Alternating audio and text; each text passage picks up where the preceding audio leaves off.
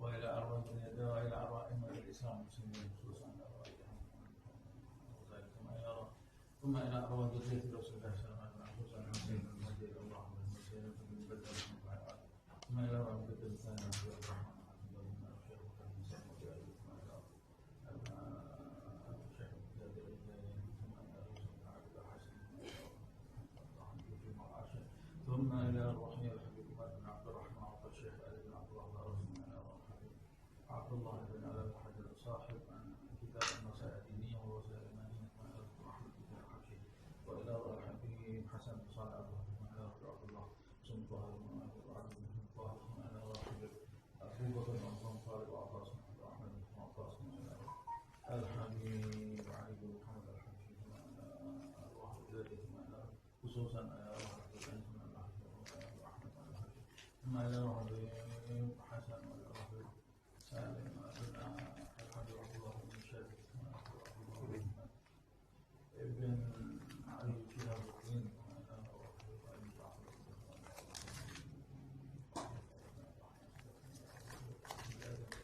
بن أحمد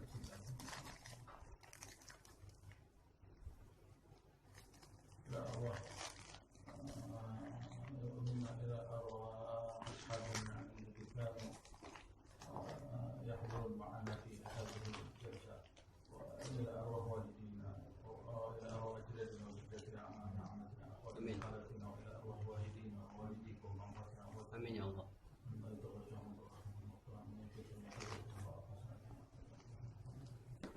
علينا من بركاته وأسرارهم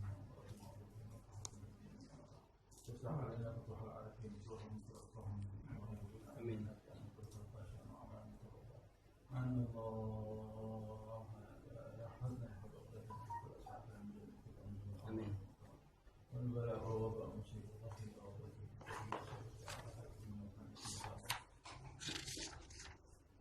حضرة النبي اللهم صل على محمد. أعوذ بالله من الشيطان الرجيم. بسم الله الرحمن الرحيم.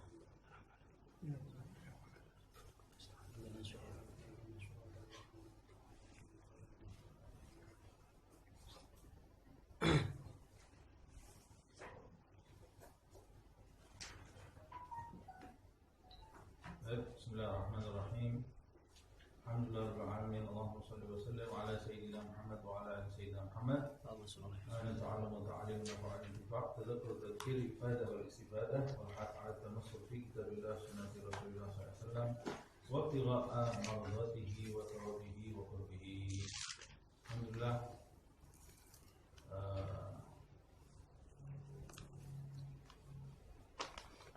Kita lanjutkan.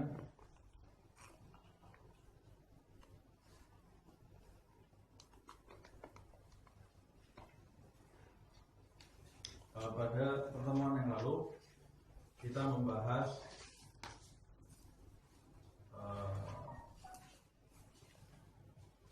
sampai di mana itu 150 orang yang mencegah zakat itu ya, tidak mau bayar zakat. Nah, sekarang kita masuk di adab-adab. Wa min adabihi.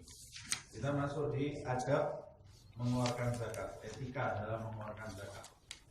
Jadi kita sudah membahas manfaatnya zakat untuk lahiriah dan batiniah kita dan untuk kehidupan dunia kita dan untuk kehidupan akhirat.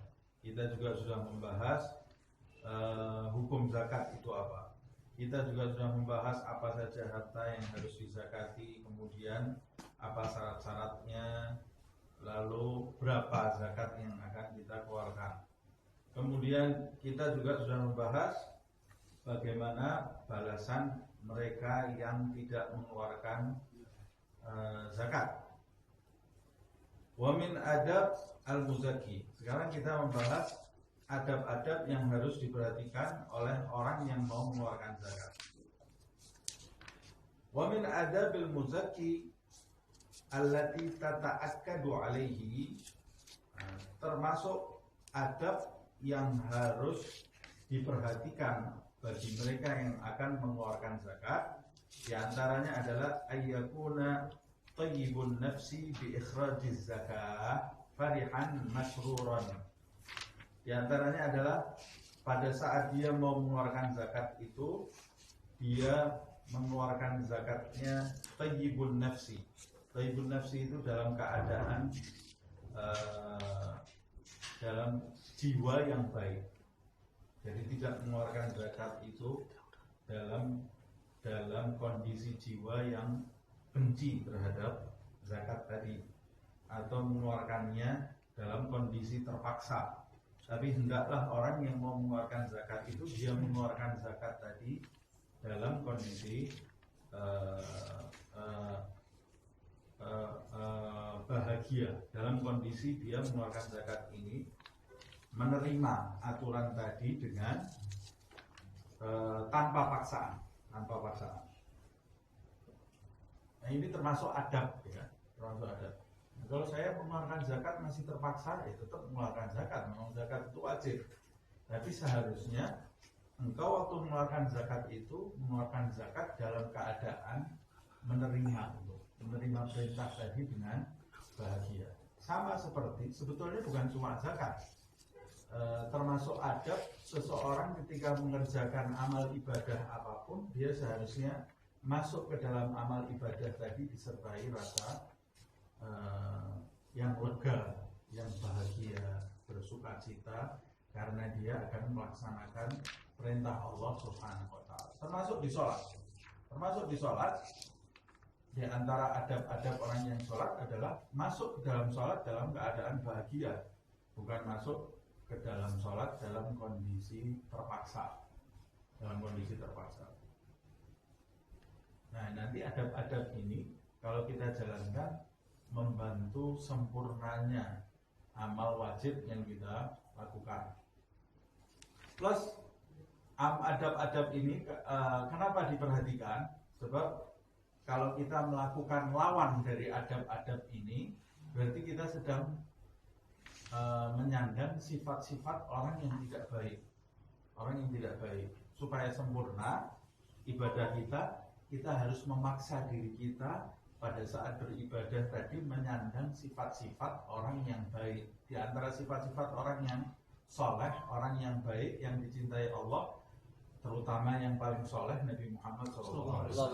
Jika dia mengeluarkan zakatnya, bersedekah, dia mengeluarkan zakat tadi dengan hati yang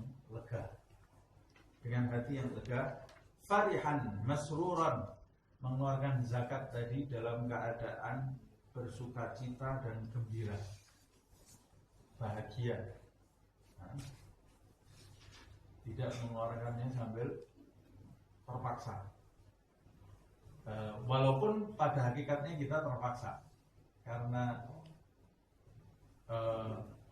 harta zakat atau sedekah yang paling utama itu adalah menyedekahkan sesuatu yang paling kita cintai. Kalau sesuatu yang paling kita cintai berarti ketika kita mengeluarkannya harus ada perlawanan. Tapi pada saat kita mengeluarkan itu, kita berusaha melepaskannya sambil dalam keadaan bersukacita.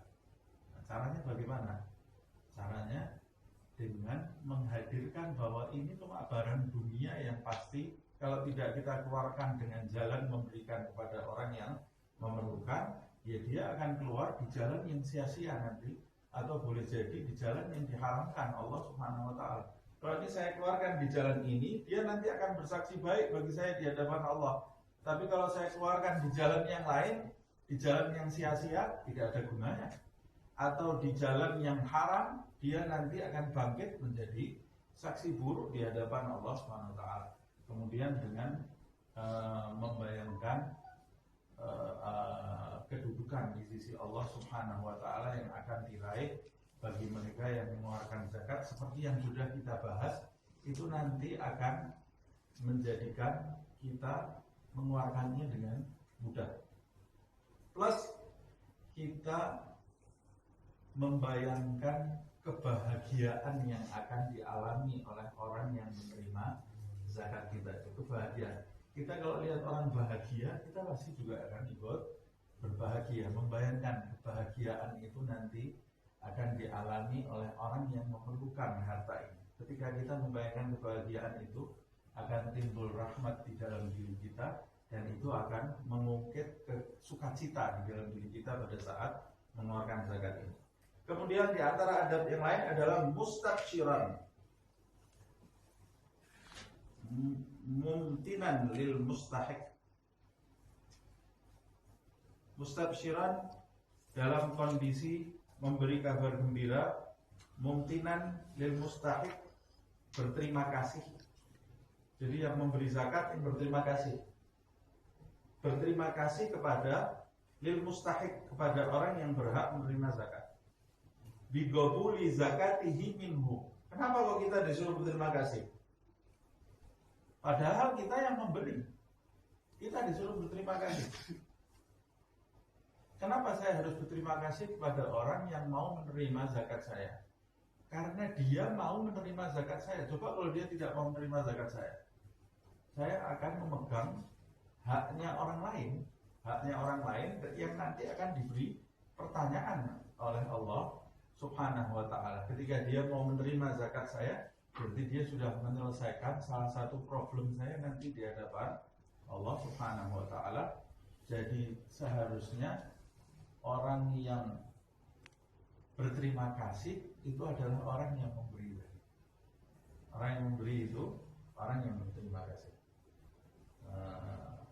Plus kita berterima kasih sebab ketika kita memberi seseorang, kemudian orang itu menerima, pada hakikatnya kita sedang membeli pertolongan Allah Subhanahu wa ta'ala.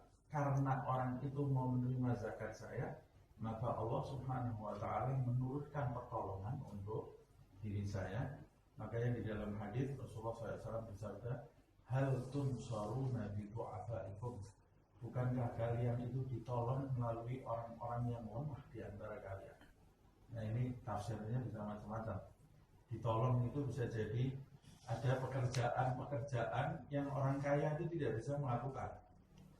Ada orang yang tidak kaya mau melakukan pekerjaan yang tidak mau dilakukan oleh orang kaya. Contohnya memungut sampah.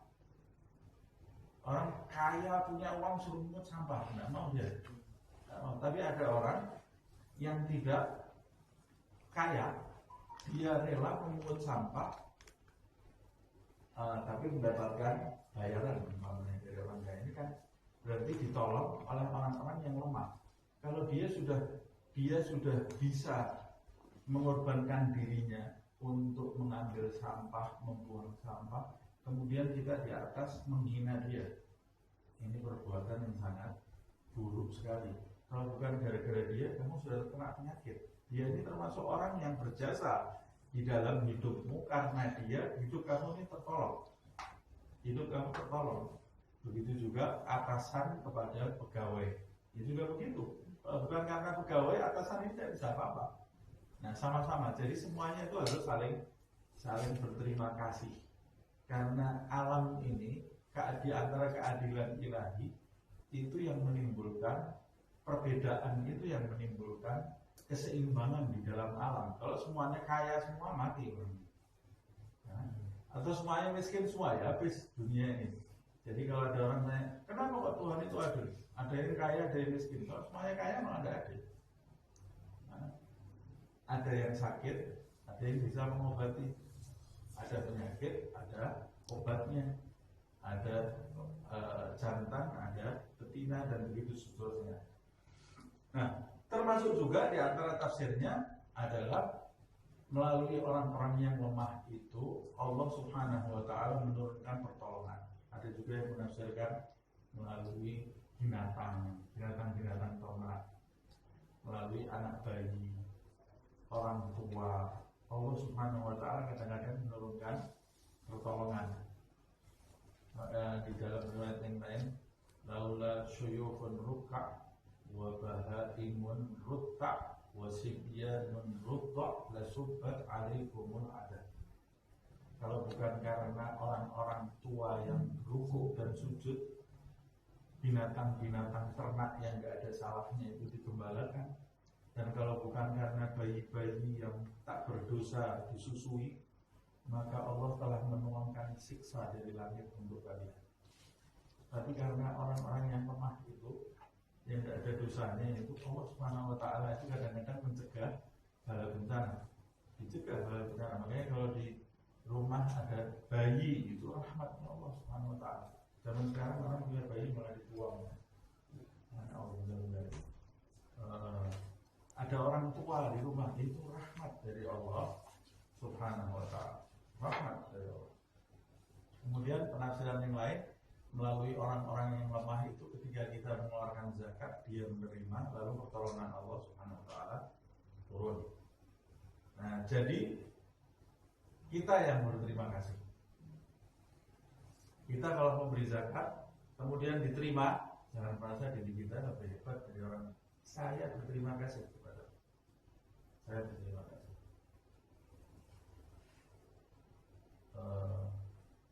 Saya pernah berkunjung ke mana?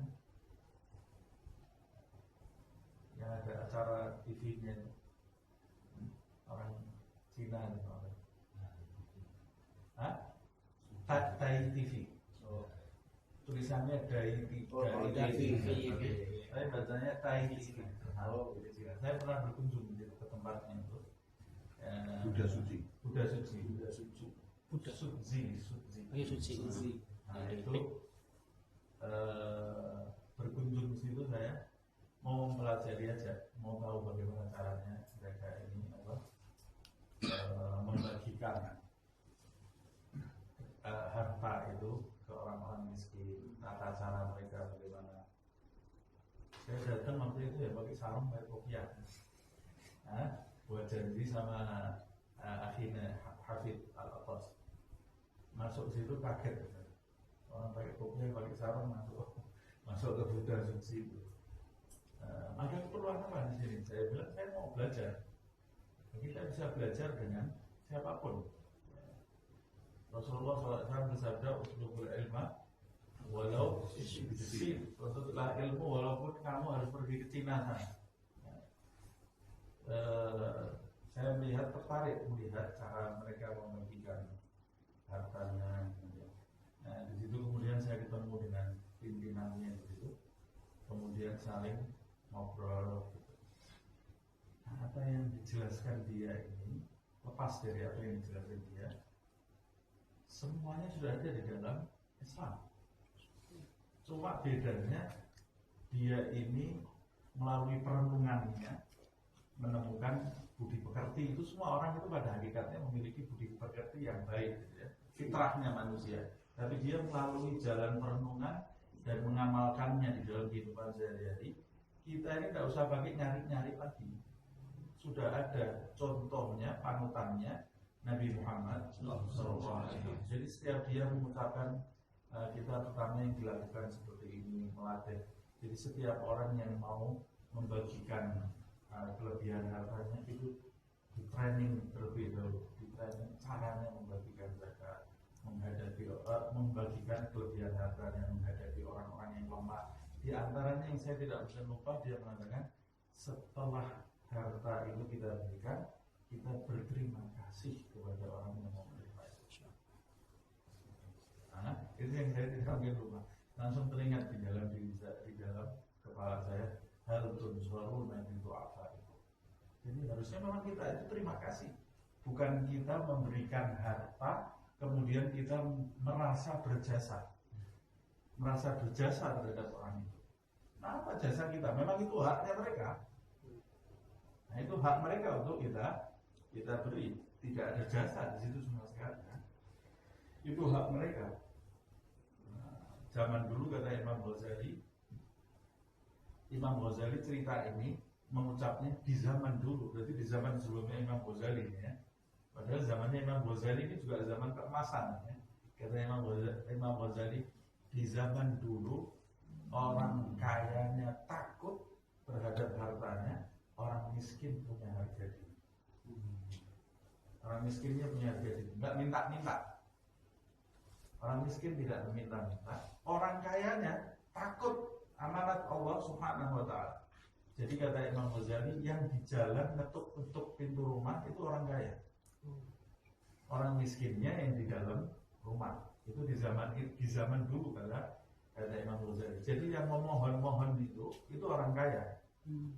Orang miskinnya sudah dimohon-mohon orang kayanya untuk menerima harta, orang miskinnya enggak. Saya belum pantas menerima zakat. Saya belum pantas menerima harta kamu. Jadi yang kebingungan di jalan ini orang kaya karena takut nanti ditanya oleh Allah Subhanahu wa Ta'ala. Zaman ini kata Imam Ghazali, apalagi zaman sekarang, orang kayanya bohong, orang miskinnya juga bohong. Kalau zaman sekarang ini, orang miskinnya belum pantas miskin, bohong. Orang kayanya pantas memberi tapi bohong, tidak mau memberi. Zaman ini kata Imam Ghazali, orang kayanya tidak takut kepada pertanyaan Allah, orang miskinnya tidak punya harga diri, tidak punya harga diri, meminta-minta di jalan. Nah ini harus situasinya kita mohon kepada Allah Subhanahu Wa Taala supaya situasinya dibalik, ya. Tapi jangan menunggu dan jangan saling menyalahkan. Harus kita merubah sesuai dengan kondisi kita. Kalau kita termasuk orang yang kaya, ya kita harus sebisa mungkin memberi sebelum orang lain itu meminta, itu lebih afdal. Tapi kalau kondisi kita pas-pasan, tidak punya kelebihan, ya kita juga harus punya harga diri. Jangan meminta-minta di jalan, jangan meminta-minta di jalan. Kasihani diri kita di hadapan Allah Subhanahu Wa Taala. Kasihani anak-anak kita, kasihani pasangan hidup kita. Jangan meminta-minta. Apalagi kadang-kadang kita belum mencapai kondisi diperbolehkan meminta, kita meminta. Itu lebih berbahaya. Orang yang meminta sesuatu padahal dia tidak pantas meminta, seharusnya dia bisa tidak meminta, tapi dia memilih untuk meminta-minta, nanti di hari kiamat dia akan dipermalukan oleh Allah sampai kulit-kulitnya ini rontok, kulit-kulit wajahnya ini rontok, jatuh. Dia harusnya bisa bekerja, badannya kuat, tapi dia malas, tidak pernah mencoba, malas, atau memang dia niat meminta-minta sudah. Sekarang meminta-minta juga jadi profesi juga. Saya baca di satu artikel, kadang-kadang ada orang yang minta-minta di jalan itu lebih kaya daripada orang yang kerja. Akhirnya menginisiatif orang yang kerja, sudah saya tak minta-minta saja, daripada saya kerja. Padahal itu hukumnya berbahaya.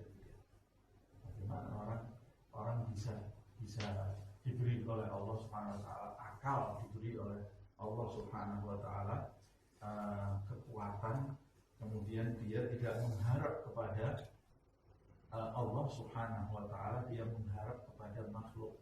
Bagaimana nanti dia akan menjumpai Allah Subhanahu Wa Taala. Nah, orang jadi Muslim, orang Islam sekarang harus punya aziz, harus punya harga diri, harus kerja dengan sungguh-sungguh, harus menghasilkan harta yang melimpah, tapi bukan rakus mengharapkan ketamakan duniawi. Minimal saya akan memiliki harta yang banyak dan saya dapatkan dari cara yang halal untuk mencukupi seluruh keluarga besar saya. Minimal. Jangan sampai ada di antara keluarga besar saya ini yang meminta-minta di jalan. Itu pahalanya sudah sangat besar. Andai kata setiap keluarga itu ada satu orang yang menanggung satu keluarga besarnya, maka tidak ada orang miskin. Tapi karena ada orang pelit dan ada orang yang tidak punya harga diri, maka kita lihat di jalan-jalan itu ada orang yang terlantar. Nah, kembali kepada pembahasan kita. Mustabsyiran mungkin al-mustahil bi qabuli zakatihi minhu ghair man alaihi biha. Tidak termasuk orang yang al-man itu artinya menyebut-nyebut kebaikan.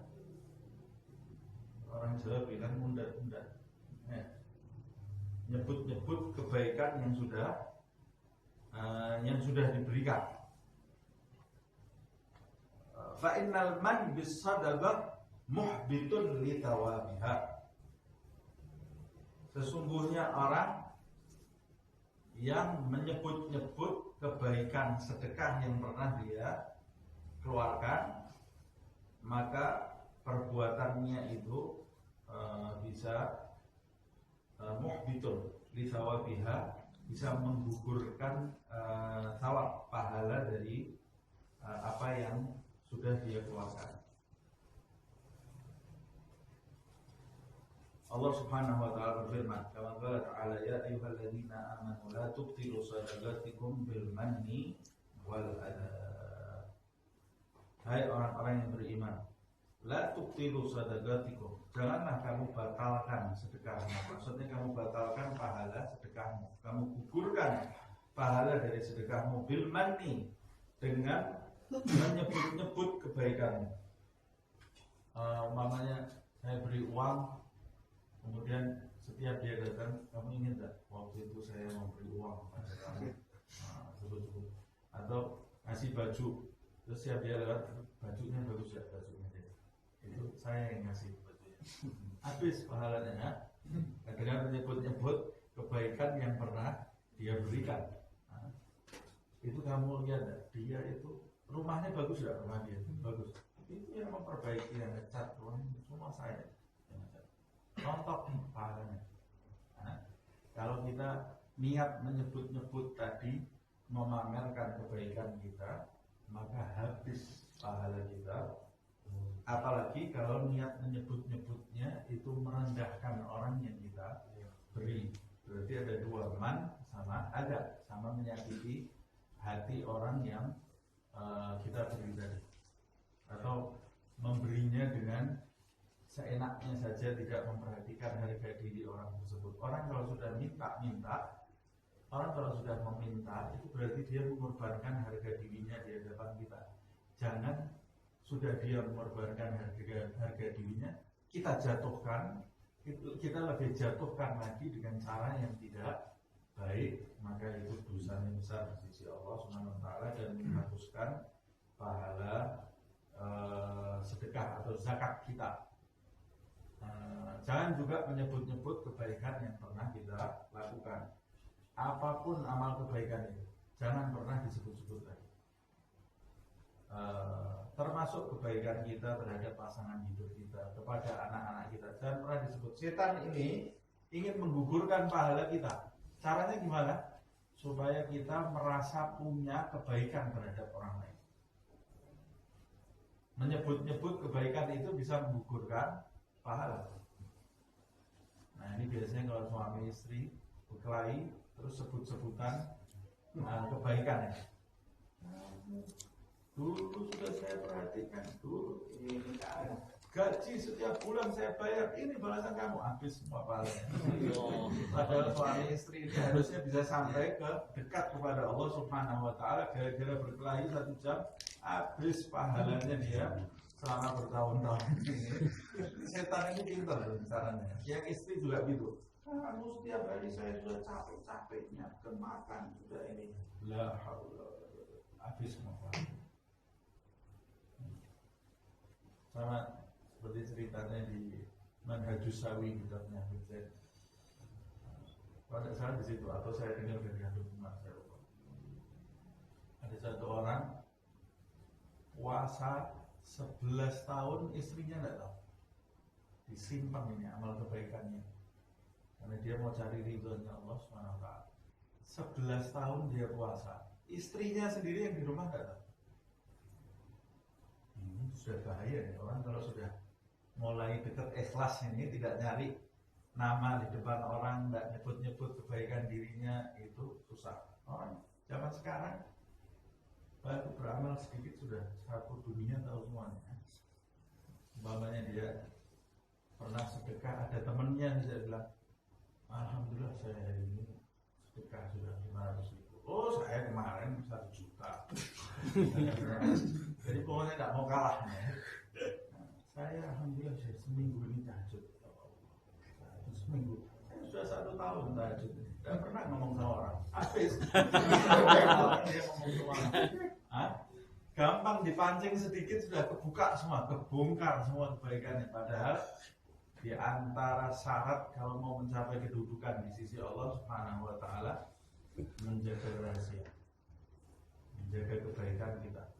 Menjaga kelebihan. Jangan sampai ada orang tahu kelebihan, sampai ada sekelompok wali yang dijuluki Malamatiyah. Malamatiyah ini ada dibahas di Kibritul Ahmad. Malamatiyah ini sekelompok wali yang mendudukkan dirinya di depan orang awam seperti orang awam. Bahkan sampai kadang-kadang terlihat seperti orang yang tidak baik. Nah, kalau yang seperti orang yang tidak baik itu masih terjadi khilaf. Termasuk Habib Abdullah bin Abu Bakar Idrus tidak menyukainya karena bisa menimbulkan fitnah, menjadikan orang lain berprasangka buruk. Nah, ada wali yang di depan orang pura-pura seperti minum arak karena dia kepingin namanya di mata orang namanya ini rusak, karena dia ingin menyembunyikan cintanya hanya untuk Allah Subhanahu wa taala. Itu tidak disukai yang seperti itu karena bisa menimbulkan fitnah.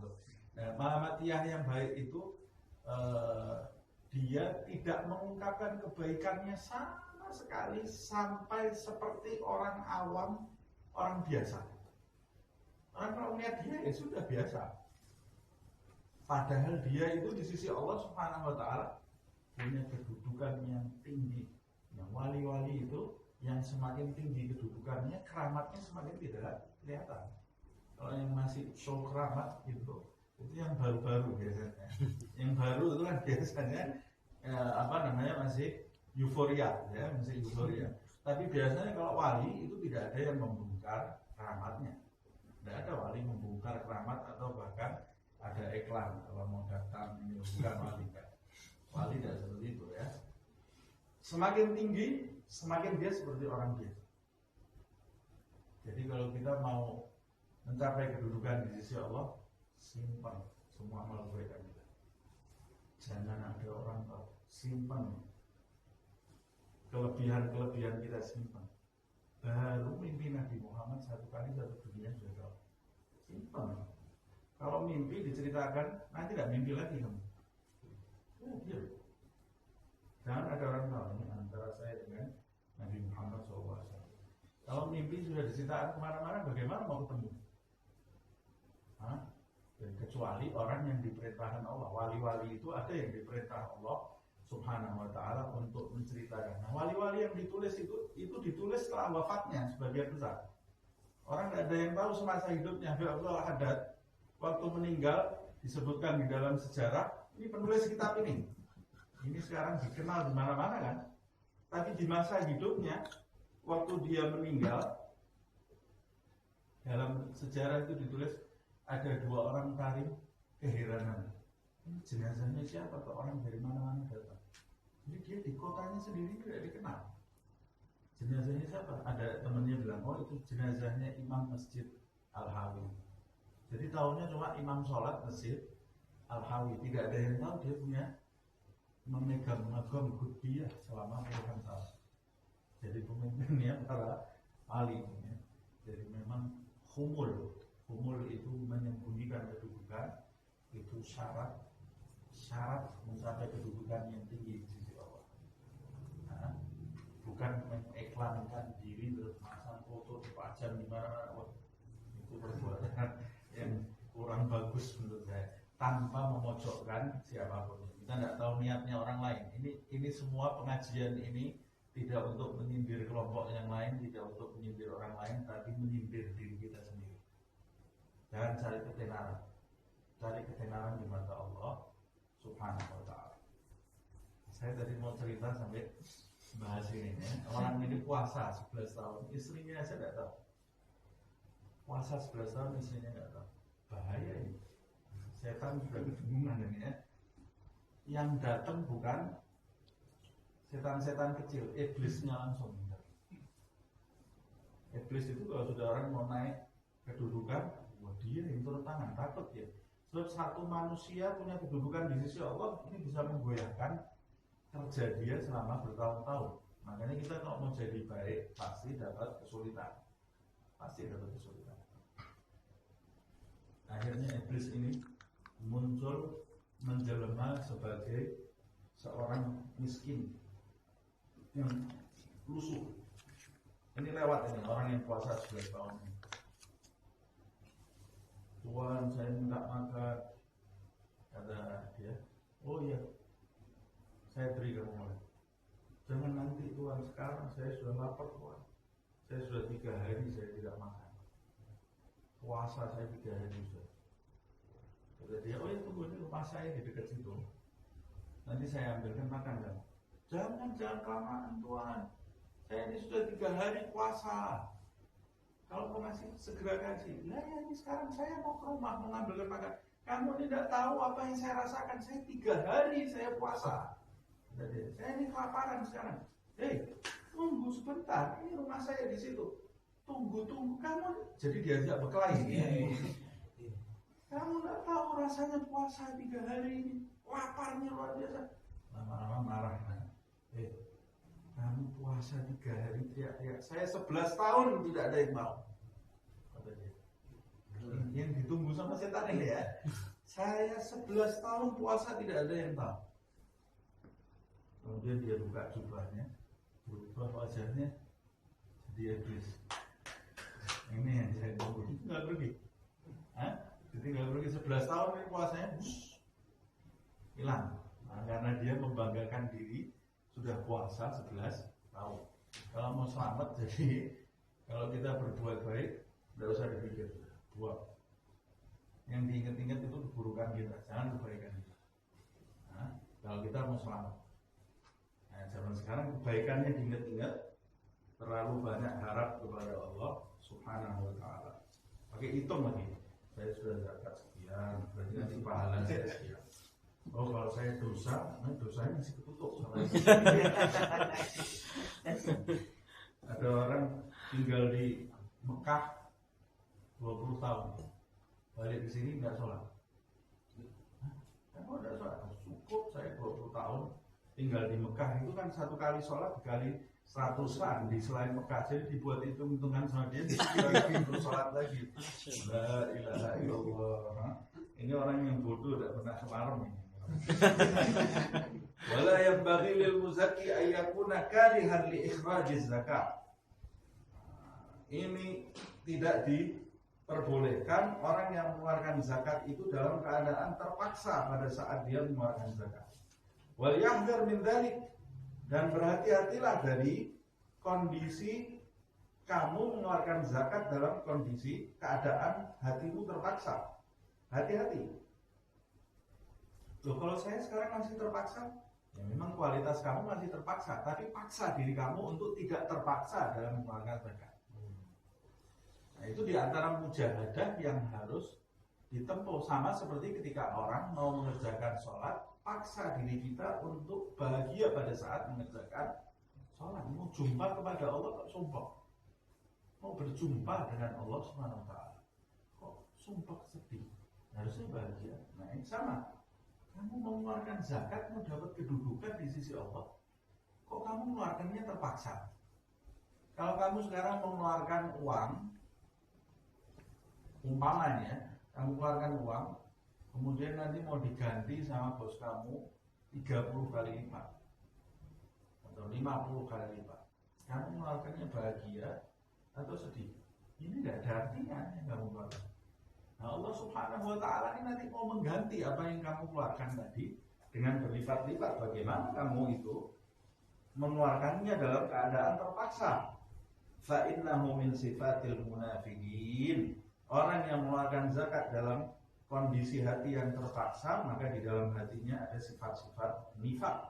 Karena itu sifatnya orang munafik, tidak punya keimanan terhadap janji Allah Subhanahu wa Ta'ala. Allah Ta'ala wa la ya'tuna salata illa wa hum kusala.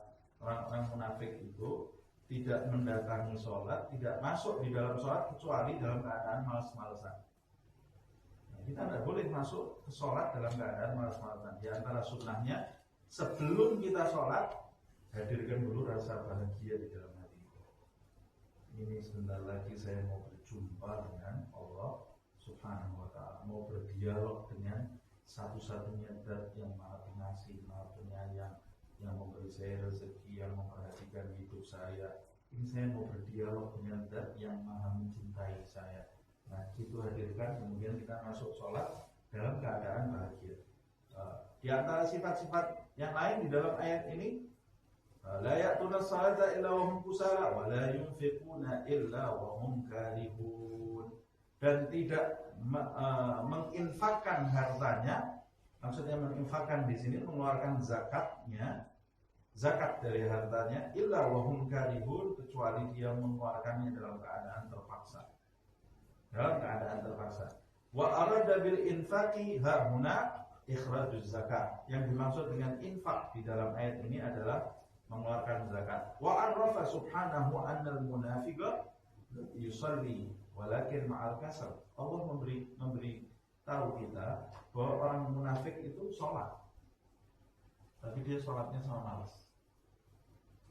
Nah, kita kalau bukan munafik, kalau kita orang mukmin, jangan niru gayanya orang munafik. Orang mukmin kalau sholat sama malas, itu gayanya orang munafik yang tidak beriman kepada Allah Subhanahu wa ta'ala. Orang munafik yang dimaksud di sini adalah orang kafir yang pura-pura Islam.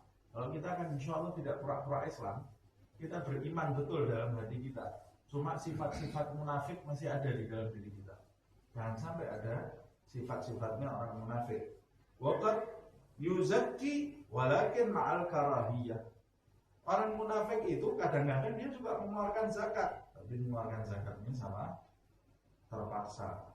Wa man tasyabbah bi qaumin fa huwa minhum. Siapa yang menyerupai sekelompok kaum, maka dia akan tergolong kaum yang diserupainya itu. Kalau kamu menyerupai kaum setiap sholat kamu dalam keadaan malas, tabiat kamu seperti itu, nanti lama-lama kamu dikelompokkan orang yang munafik, seperti orang yang munafik yang malas dalam mengerjakan sholat. Kalau setiap kamu mengeluarkan sedekah dan zakat kamu keluarkan dalam keadaan terpaksa, hati kamu terpaksa, nanti takut kalau kamu ini dikelompokkan memiliki sifat orang-orang munafik yang jauh dari Allah Subhanahu wa ta'ala. Wa min adabihi, di antara adab yang lain, ayyukhrijaz zakata min ajwadi malihi. Hendaklah dia yang mengeluarkan zakat itu mengeluarkan zakat yang terbaik dari hartanya. Kalau buah, ya buah yang terbaik. Kalau ternak yang terbaik. Tanam-tanaman, biji-bijian juga begitu. Berasnya beras yang terbaik.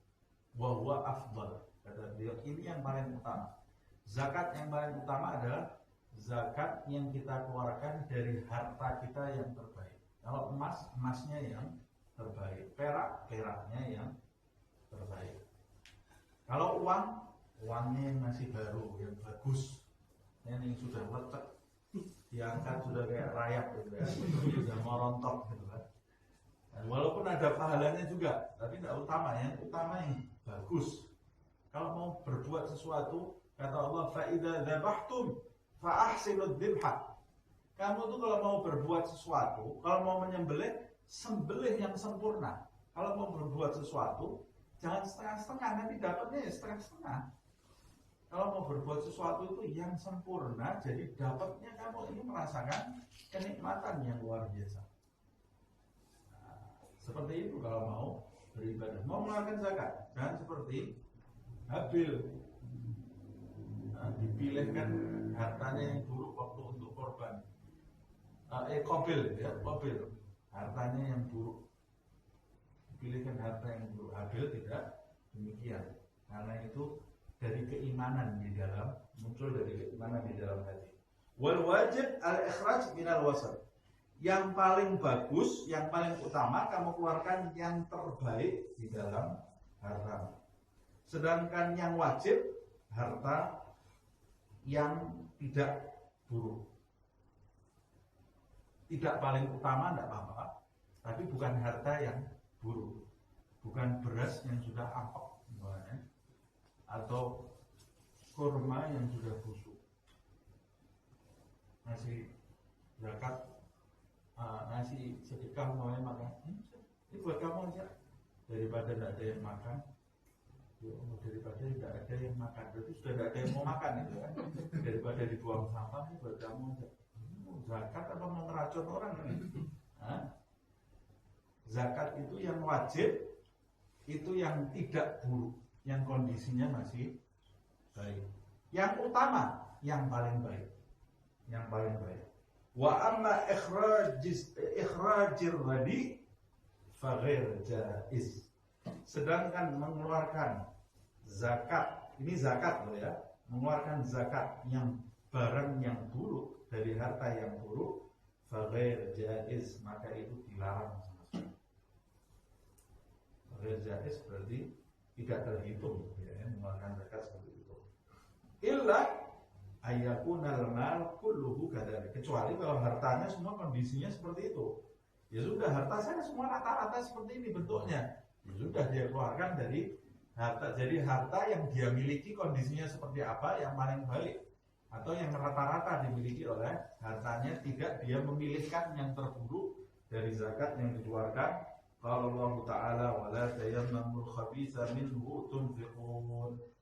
Orang-orang yang beriman, kata Allah Subhanahu wa taala, wala tayammamul khabitha mimma tunfiqun, jangan kamu memilih yang buruk untuk kamu keluarkan zakatnya. Ayat ini, walastum bi'akhidhihi illa an tughmidu fi. Kamu sendiri kalau ditawari harta seperti itu, kamu tidak mungkin ngambil harta itu kecuali kamu sambil memincingkan matamu. Kamu sendiri merasa jijik dengan harta itu, tapi orang lain suruh makan harta itu. Ini bagaimana kalau Allah? Sama seperti itu. Sedekahkan baju kalau sudah lubang-lubang, kamu sendiri tak mau pakai itu. Baju sudah lubang-lubang semua, ini sobek di sini, sobek di sana, warnanya sudah tidak ada. Kamu sendiri suruh pakai baju itu di luar tak mau. Baru sudah dalam kondisi seperti itu, kamu berikan orang, terus kamu minta kedudukan di sisi Allah SWT. Apa ini? Harusnya baju yang paling kamu sukai itu yang kamu berikan ke orang. Yang seperti itu. Lan tanalul birra hatta tunfiqu mimma tuhibbun. Kamu tidak akan bisa mencapai derajat bir, derajat orang-orang bajik di sisi Allah, hingga kamu mengeluarkan harta yang paling kamu cintai. Baru kamu bisa dapat kedudukan di sisi Allah.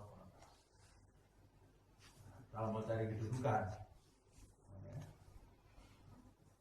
wa minal wajib ala mukhrijiz zakat, di antara kewajiban bagi orang yang mengeluarkan zakat. Kalau tadi adab, sekarang sudah masuk kewajiban. Anna yufarriquha ala muqtada hawa nafsih.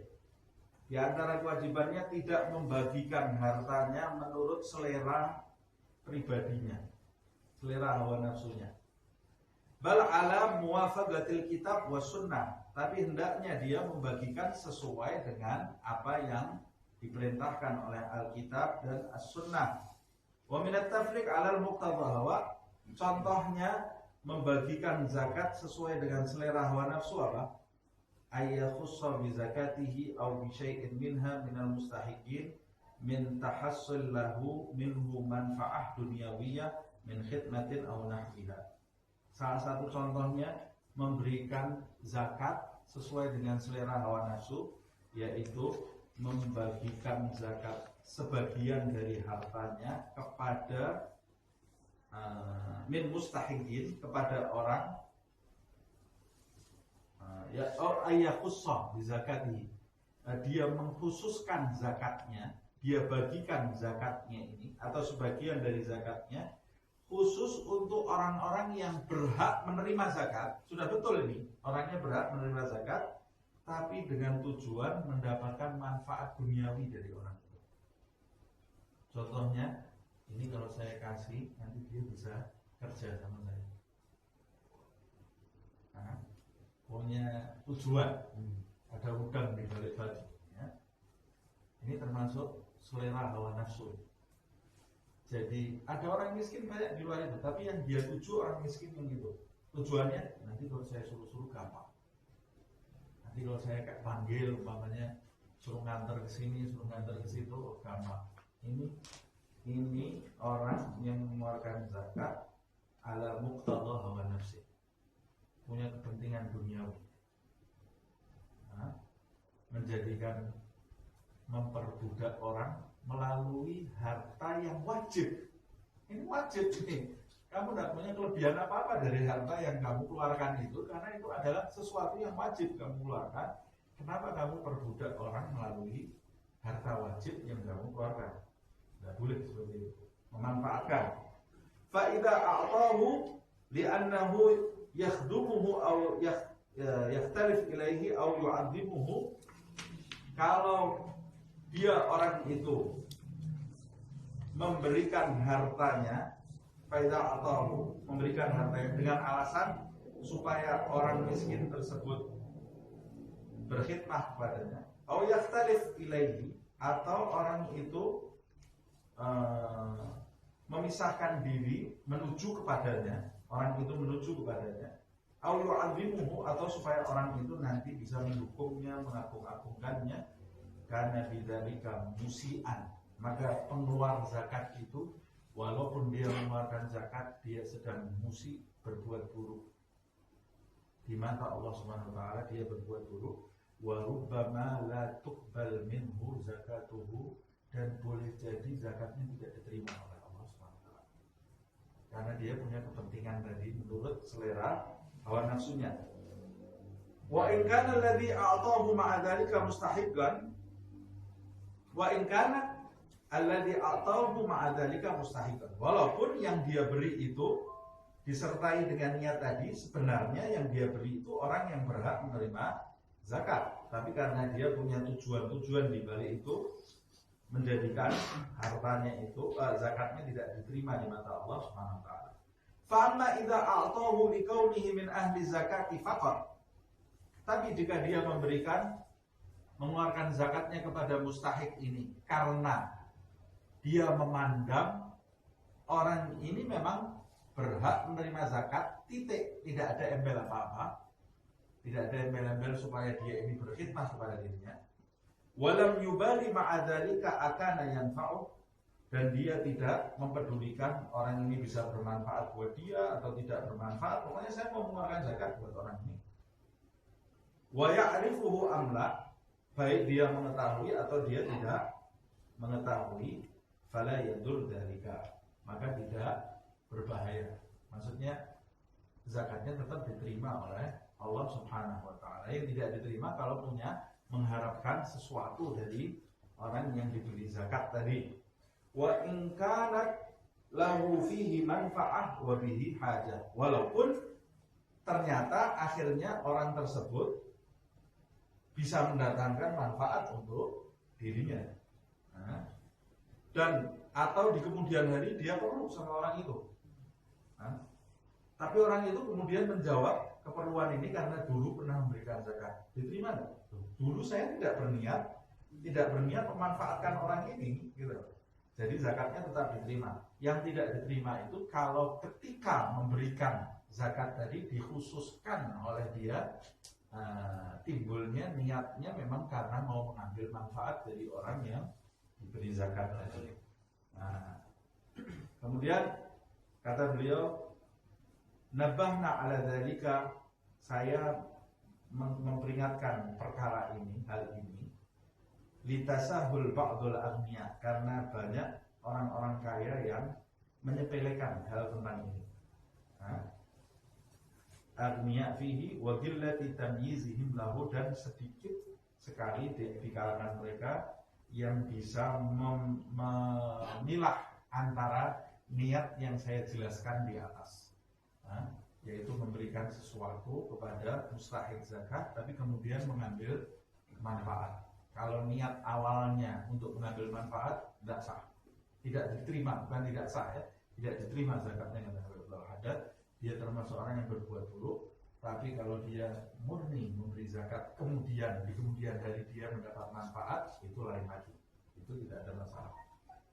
tinggal satu paragraf selesaikan ya. Masih 5 menit. Wa minal muskil, termasuk perkara yang muskil. Muskil itu bahasa Indonesia juga muskil. Nah, kalau orang saya bilang muskilah, ya. Muskil itu perkara yang kabur, tidak jelas, atau biasanya ada perbedaan atau masalah ya permasalahan atau juga permasalahan gitu ya. Ada masalah. Termasuk di antara masalah dalam hal zakat ini, ayyu'til ghaniyul faqir syai'an minaz zakat. Seorang kaya memberi orang fakir sebagian dari zakatnya, wa yurihi fil zahir anna dzalika silatun lahu aw hadiyatun aw nahwi dzalik. Tapi menampakkan dengan tujuan zakat ini sebagai hadiah atau untuk menyambung tali silaturahmi. Jadi ini sama aja, punya kepentingan duniawi ya. Umpamanya ada orang miskin mengadakan pernikahan, dia menyumbang pernikahan tadi dari harta zakat. Nah, ini muskil ini. Nampaknya ini jadi dia ini mengambil manfaat dari pengeluaran zakatnya tadi itu, dia mengambil manfaat. Manfaatnya apa? Ketahuan orang bahwa dia ini nyumbang pernikahan. Padahal nyumbang pernikahan itu ini orang ya berhak menerima zakat, tapi dia mendapatkan manfaat dia ini sudah nyumbang nikah. Menurut adat setempat, orang ini sudah menyumbang pernikahan itu, padahal itu uang zakat. Paham maksud saya? Jadi mengambil manfaat kan dia, menutupi rasa malunya. Jadi ini orang pelit sebetulnya, ngasih nyumbang pernikahan saja dari orang uang zakat, gitu ya. Tidak diperbolehkan. Seperti ini tidak diperbolehkan. Atau untuk silah, koneksi, ya tadi itu memanfaatkan supaya ada hubungan saya dengan dia, bisa terjalin hubungan yang bisa mendatangkan manfaat untuk dirinya, dikasih zakat sebagai uang kebaikan lah untuk hubungan ke depan. Ini tidak diperbolehkan. Ini muskil kata ada. Jadi termasuk masalah yang sering dihadapi di dalam kehidupan, orang mengeluarkan zakat tapi mengambil manfaat untuk kepentingan pribadinya dari orang miskin yang dia beri uang zakat tadi. Termasuk lagi di antaranya yang muskil, kadzalika man yu'ti zakatahu li aghalibihi al-muhtajir alladziina tajibu lahum 'alaihi an-nafaqah. Memberikan zakatnya kepada kerabat-kerabatnya yang muhtaj. Kerabat ini termasuk orang miskin. Tapi ini kerabat yang seharusnya wajib dia nafkahi. Kerabat yang wajib kita nafkahi itu ya orang tua kita sama anak kita. Orang tua kita, anak kita, istri itu wajib kita nafkahi. Anaknya sudah nikah, dia memberikan harta kepada anaknya dari uang zakat tidak boleh, atau memberikan harta kepada bapaknya dari uang zakat tidak diperbolehkan. Yang jadi pertanyaan itu, ini orang zakatnya kamu wajib nanggung, kok bisa-bisanya kamu berikan dari uang zakat? Tidak diperbolehkan. Kenapa? Sebab saya mengambil manfaat. Saya mengeluarkan zakat itu untuk anak saya atau untuk orang tua saya yang wajib saya nafkahi. Dengan begitu saya tidak perlu lagi menafkahi.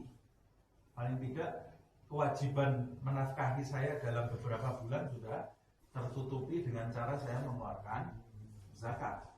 Atau bisa jadi kalau orangnya kaya raya, bisa jadi saya tutup setahun nafkahnya bapak saya atau anak saya dari dari uang zakat, tidak boleh, tidak diperbolehkan, haram.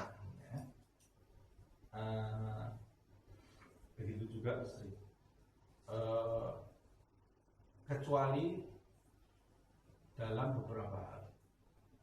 Jadi kerabat yang kita nafkahi, yang nafkahnya dalam tanggungan kita ini tidak boleh menerima zakat dari kita, kecuali yang tidak boleh jika dia kondisinya miskin,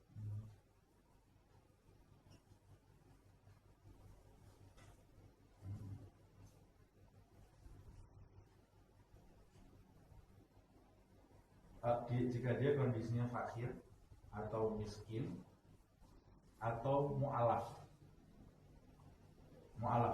itu tidak boleh. Tapi kalau kondisinya dia umpamanya terlilit hutang,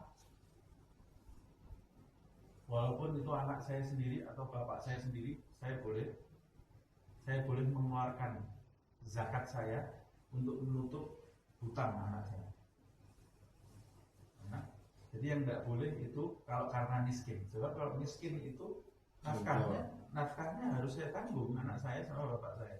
Tapi kalau karena hutang ini saya tidak wajib nanggung hutangnya bapak saya, nanggung hutangnya anak saya tidak wajib. Jadi saya kalau punya zakat, saya bisa mengeluarkan untuk anak saya zakatnya, walaupun nafkahnya saya tanggung. Nah, ini di dalam Syarah Muhadzab Imam Nawawi dijelaskan seperti itu. Atau amil, anak saya termasuk amil zakat, tapi amil ini ada syarat-syaratnya. Atau orang tua saya termasuk amil zakat, amil juga ada syarat-syaratnya. Itu juga bisa menerima bagian dari zakat saya, karena kondisinya dia sebagai amil penyalur zakat, tapi badan yang disahkan. Begitu juga contohnya istri terhadap suami dan anak-anaknya, seorang wanita terhadap suami dan anak-anaknya. Kalau ada seorang wanita yang kaya raya, dia bisa mengeluarkan zakat kepada pasangan hidupnya dan bisa juga mengeluarkan zakat kepada anak-anaknya, sebab pasangan hidup dan anak-anaknya ini tidak wajib dinafkahi. Seorang wanita tidak wajib menafkahi suaminya dan tidak wajib menafkahi anak-anaknya. Dan ketika dia mengeluarkan zakat kepada suaminya, wanita ini tidak mengambil manfaat, toh harta itu nanti dikembalikan ke dia, hartanya dia bukan harta yang lebih. Kalau suami memberi nafkah memberi zakat kepada istrinya, itu dapat manfaat dia, jadi nafkahnya bebas dia yang dikeluarkan dari zakat, karena dia kan wajib memberi nafkah kepada istri dan anak. Ini masalahnya itu muskil, namanya muskil itu ya. Mithlul walidain wal aulad, seperti orang tua sama anak, ini seperti yang saya sampaikan tadi. Wa amma bagiyatul aqarib al fuqara alladzina la tajibu alaihi nafaqatuhum fayajuzu lahu i'ta'uhum zakatuhu. Sedangkan kerabat yang nafkahnya itu tidak ditanggung oleh dirinya, maka diperbolehkan dia mengeluarkan zakat untuk mereka semua. Contohnya keponakan, paman, laki-laki dan perempuan, baik dari pihak ayah atau dari pihak ibu, apalagi kalau sudah sepupu. Nah itu semua boleh menerima zakat, bahkan lebih afdol kita berikan kepada kerabat terlebih dahulu. Wahia alaihim afdol. Nah ini langsung disebut semua kerabat. Dan zakat kepada mereka itu afdol, lebih afdol minha ala ghairihim, lebih afdol daripada selain mereka. Lima kanil dorobah. Pertama, kenapa afdol? Dari sisi kekerabatan. Dilihat dari sisi kekerabatan, maka memberikan zakat kepada kerabat yang tidak wajib kita nafkahi itu lebih utama. Wastishrafi nufusihim ilaiha minhu. Dan alasan kedua, karena kerabat itu lebih tahu harta kita daripada orang lain. Ketika kita perhatikan zakatnya, maka rasa penasarannya terhadap harta kita yang bisa menimbulkan penyakit, nanti permusuhan di antara kekerabatan itu bisa reda jika kita memperhatikan zakatnya. Nah, kalau sekarang kita punya kerabat jatuh miskin, tidak punya apa-apa, kemudian kita hidup kaya raya, tidak memperhatikan kondisinya, jadi penyakit, jadi iri hati, jadi putus hubungan, timbulnya penyakit macam-macam itu karena orang tidak hidup egois, tidak memperhatikan kepentingan orang lain. Nah, ini yang bisa saya jelaskan. Semoga Allah Subhanahu wa Ta'ala mengampuni dosa-dosa kita,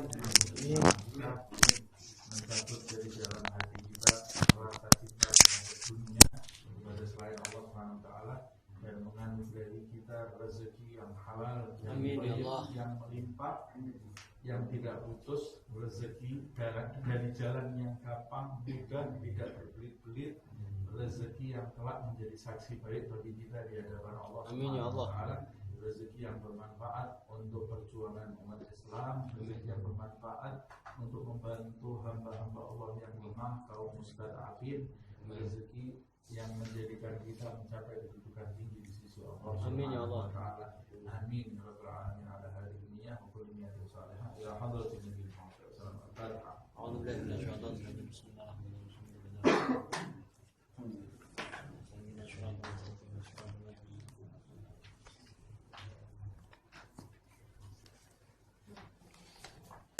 يا ربنا اعترفنا بأننا اغترفنا وأننا أشرفنا على رضا أشرفنا، فتب علينا توبة تغسل في كل حوبة، واستر لنا العصرات وآمن الروعات، واغفر لوالدينا ربي ومولودينا والأهل والإخوان والسائر الخلان، وكل ذي محبة أو جيرة أو صحبة، والمسلمين أجمع آمين ربي اسمع، فضلا وجودا منا لا باكتساب منا، بالمصطفى الرسول نحظى بكل سور، بالمصطفى الرسول